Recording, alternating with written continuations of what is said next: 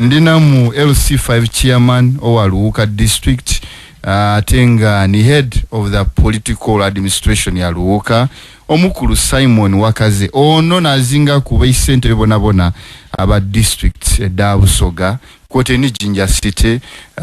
mu umbrella yaibwe jebegeitiramu kote nokuba nti ate bali no muyimbo gundi ogwa Busoga Consortium for Development. Sebo chairman nkwaniriza bali kubanga otwegeiseko. Oida kuna mbotole ku buntu obwo. Muzinda gukutuka ku bulungi. Wida kuvaako just wize kumbaliere. Fine. Sebo moderator nenda okweyanza olw'omukisa guno gwotwaire olunaku olwaleero okwida okwogeraku eri Obusoga eri Uganda eri abantu baife abatuwulirisa era abawulirisa radio n'enganzi n'okwogera ku nsonga ez'endawulo edigemagana ku Luuka district local government n'enkulankulana eyo gyetutesitese n'ebyo tusuubira otekateeka okukola nga tuyambibwa ku gavumenti eya wagati etwalibwa His Excellency Yoweri Kaguta Museveni President ow'eggwanga ate Chairman General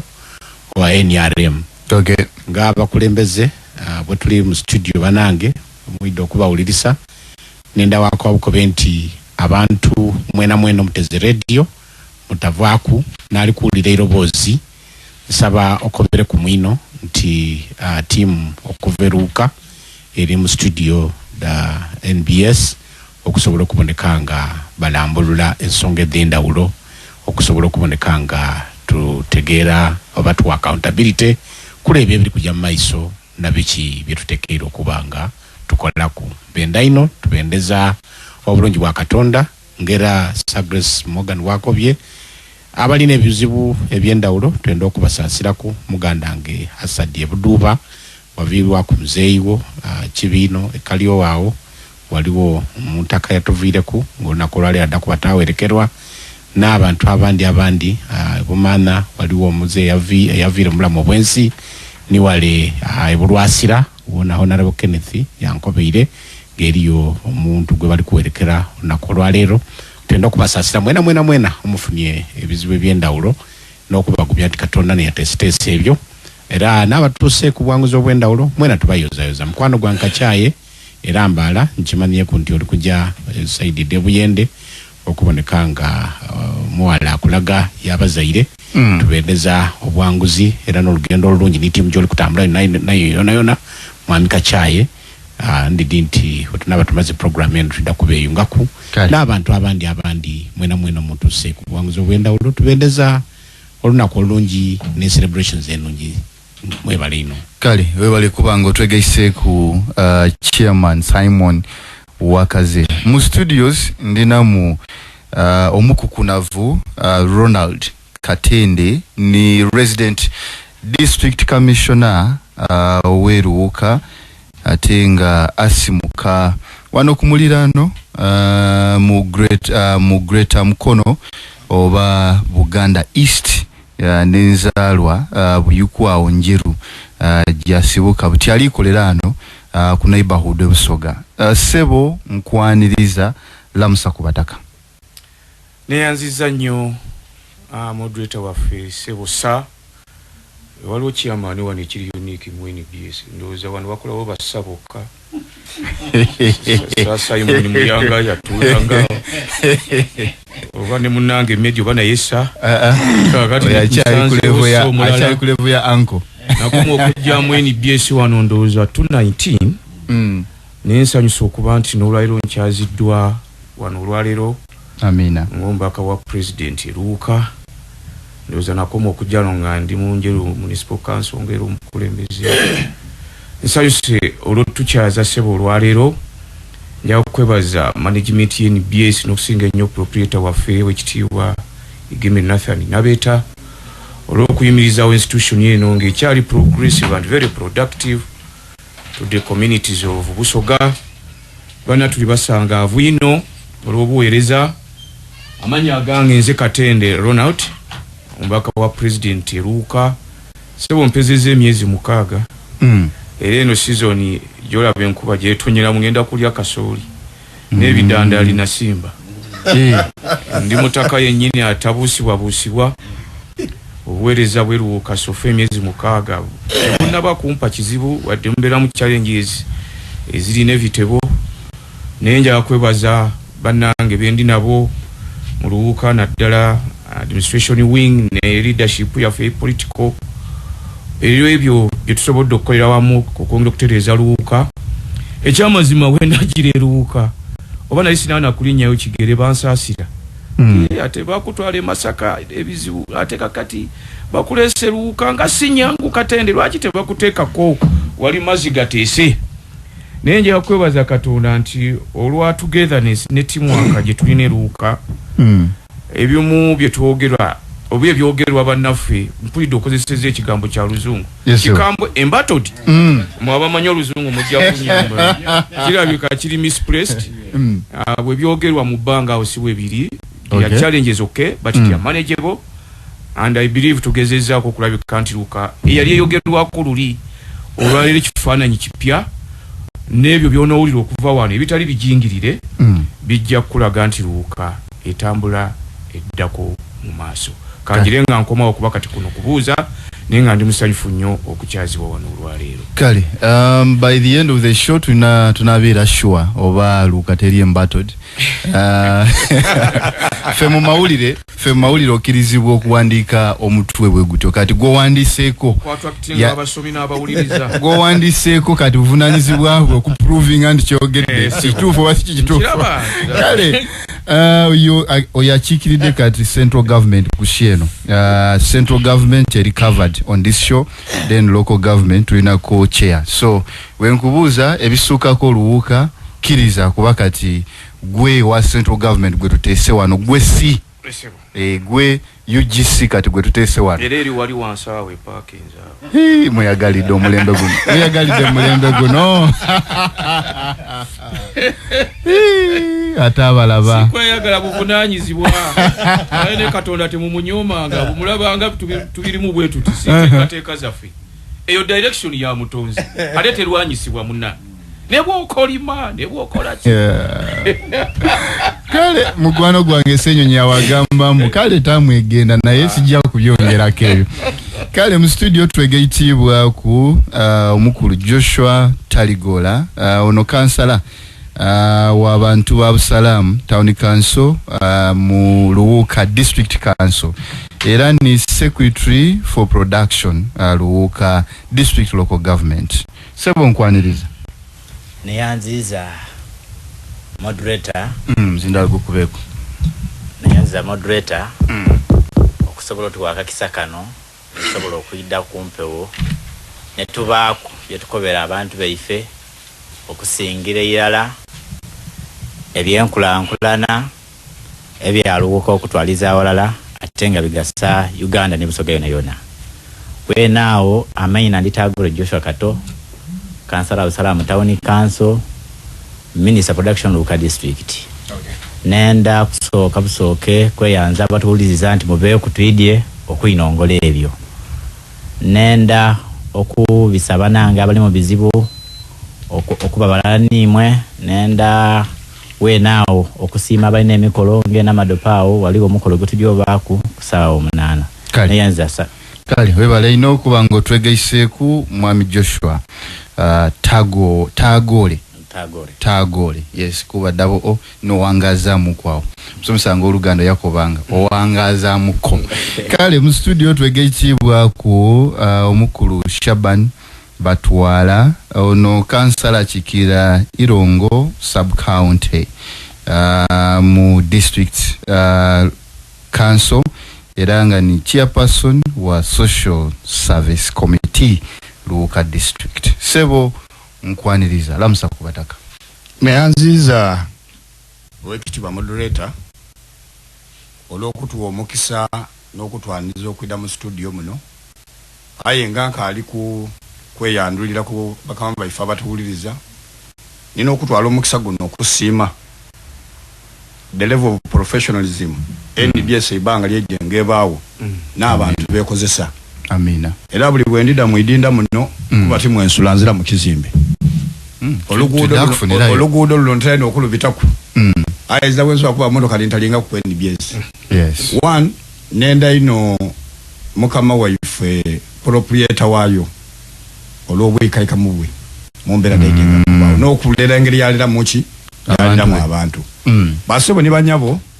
twidye mu studio muno kuba nti tuba kunensonga edda ife tusobola okwogera ku kifaananyi kyaife kyaluwuka ate lato ife moderator anenda kutegeeza ekintu kirala empologoma ndoli kubona muno ndona bakama bange ayigaini nze nabasoka mu nsiko awo okuva district bwe yaida obukulembeze bwida bukyuka ayenze ndi waawo tivwaawo wali ku mulembe omukyada nali ku mulembe gwa kakyada mukama gange twakwadya emirimu abalonzi baida bakola ki balamula naida ku rijimu ya mukama wange owekitibwa Lwangula Beka nze nayi district vice chairperson waluuka ekisanda kino mukama iphone edda yagambwa obuyinza era sana saluti tuliji sebo iwe niwe ajib any government in power audio so mumbero tunedo ekifaananyi sigamagana niruuka nduire woku program zedidanga ditambula obukulembeze bona ndi their strength na ategera weaknesses dado so lata wange moderator wese abantu abatuufu twide tuboneke nti tukobera abantu baife kuluya kwa tukobera baluka bonka n'abantu baife abebusoga baboneke nti bawulira aya akenswiso ndakusiima lata waife baba RDC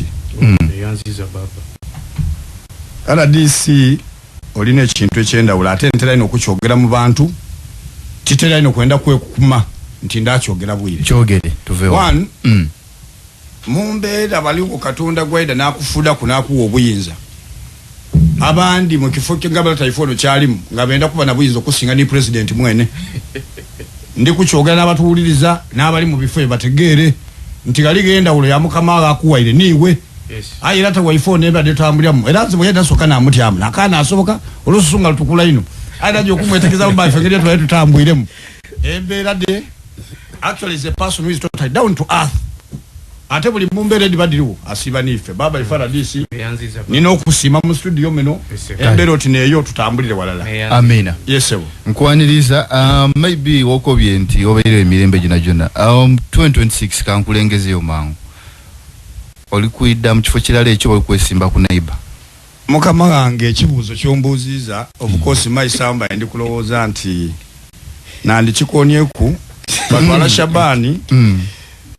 oyina okuwala taifa bairo muwuliraku ninze nti bwe nfaanana aye ibanga bakama bange banesonsaako ebbanga inene buli baidekana abeekwekaku bakati Shabani naawo ebisande ebisatu myaka 15 oli awo ate n'omwana geno kidi asoma taamu 1 yasoma taamu 2 yasoma taamu 3 wabakoze bulungi ateekebwa ofuna promotion okubita kuba direct kikyolikoba so kyendi kuba abantu bange abaluuka south batwala Shabani mu studio idobozi neryo ate mwidi bulungi embeera dimusada muntu wa bulido siba nimwe mumbera dona ndi kulowooza weba mmerenga emere ya self service nalonda mwe kifukirala kiti kwati kwesimba ku muntu wali abaida ne batwesonsa batwala Shabani ndi kwe tolamiriza yogera kyoli kwenda cha member of parliament luka south base ni banyabo bula musinga bubawo ndiwo ndi kuida era abantu baifu bakiwulire zenenze abayikuiza bakuli coding akantu katambule mu group edenda olonti batwala langire kwesimba ku kisa kale ekyo kiwoire era aberuuka bo bakitegeire Shabani no mubweine muntandikwa ngali kulageri wali kujja nakuba kidamu Luisa kamundule ekintu kye ademe kunegemerera ndi nize namulemesa parliament so ekyo tukimaze era tudakirako kale ali kutuuliza ikiriza tubinga tutolera buterevu ndatandika buterevu ni chairman LC5 oweruuka district era nga ni sente bwabe sente barabone busoga nendo okikatiriza ekyo sebo emikuze egiwoire ruuke bere mawulire not for the good ayenge eri kutulaga nti tuuke tokota ebizibu ebiriyo bibeire bibitirivu ebyogeirwa ku mawulire byetufunene edinda era abantu bakoba nti ife ruuka chifu alikoba nti mwe mubaire mulina omudaali ogwotunda emirimu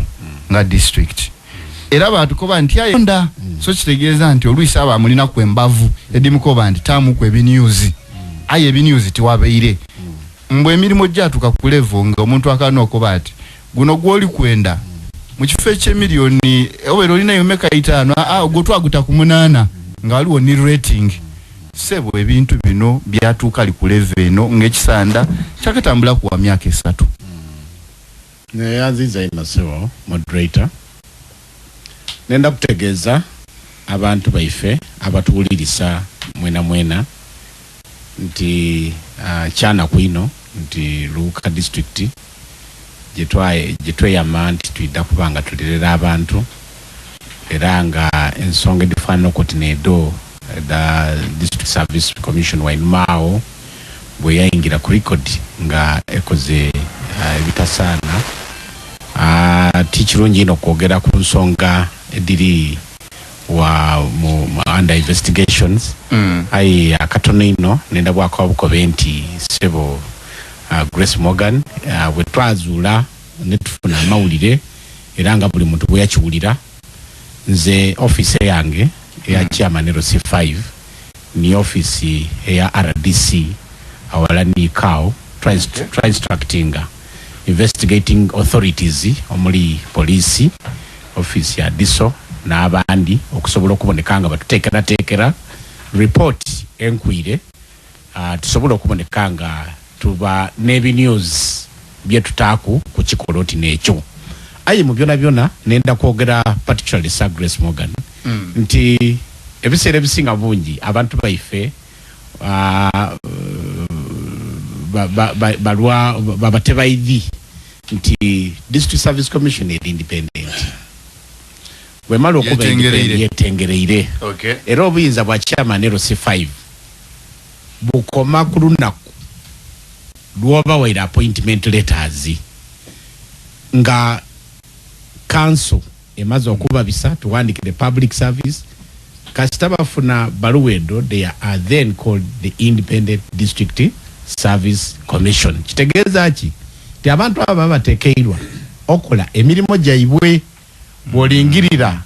nti bolingirira article 166 of the Constitution and the section 58 of the Local Government Act ebawa obukumu okola emirimu ejaibwe kitegeeza ki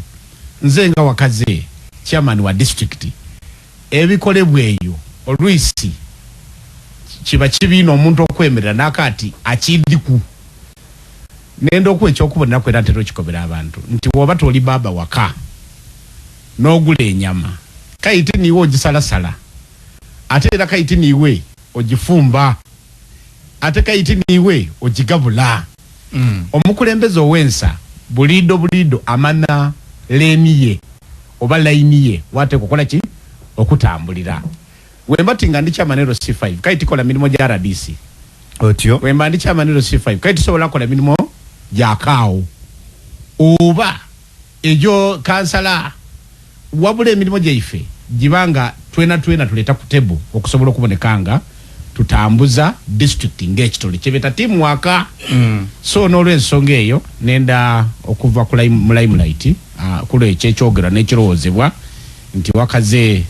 chairman wa district olwokuba nti nize chairman n'olwekyo nteekwa okwemalirira buli kiba kirijja muki mu maiso aye ate kayina ekindi kyetwidi twena wane Busoga ate ni mu Uganda okutwaliza ni mulamu bwa bulido odawe yagana nga omuntu yaje ya training mu seminary obwa father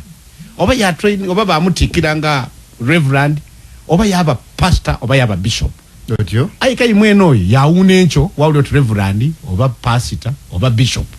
agemye ba ashabo mu kanisa ayi ngate bambi bali kumutaka amafuta bamulaiza nga idakola nga ebyo nke bikolebwa abaki abasumba element ko faringa protection ayi kwa ndakuli ati bakabe ne mu kanisa kayate nebiringe ate tina kindi ozalo omwana Sir Grace Morgan omwana yadankana yatandika kuba ngomwana yetega abantu abakuba obubago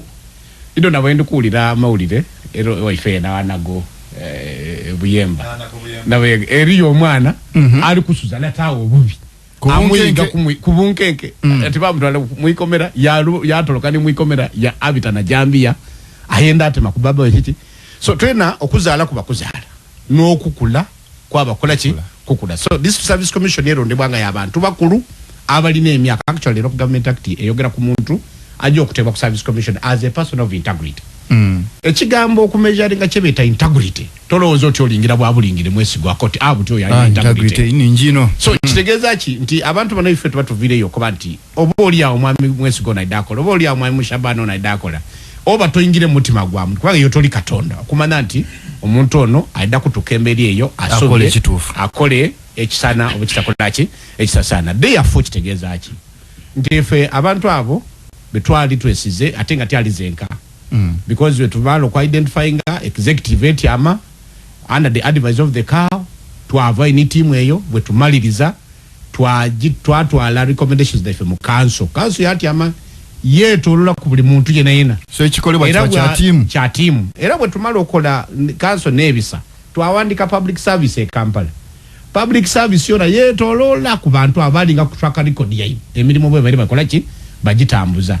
bona batuwandikira bakati abantu bano sebo kyamanero C5A bawandikirwe bawebwe appointment letters baje bakole ki emirimo abantu bafuwe baaku so mpera ntwabanga twena ba stakeholders tulibaji mu kintu kino akutala kwa abakulembeze n'abantu abayirenga batayire ekintu kino mawulire okwenda okubiya district yaife n'abagezi ako kuboti bakyonona ayenga ensonga nze ndi nti we are in charge we are in control era ndi nti tuida kusobola okubonekanga tukumakuma district eno tudi ku compiling era bana ife bali kuvayo kutuyamba at the end of the day tuida kumenkereza nga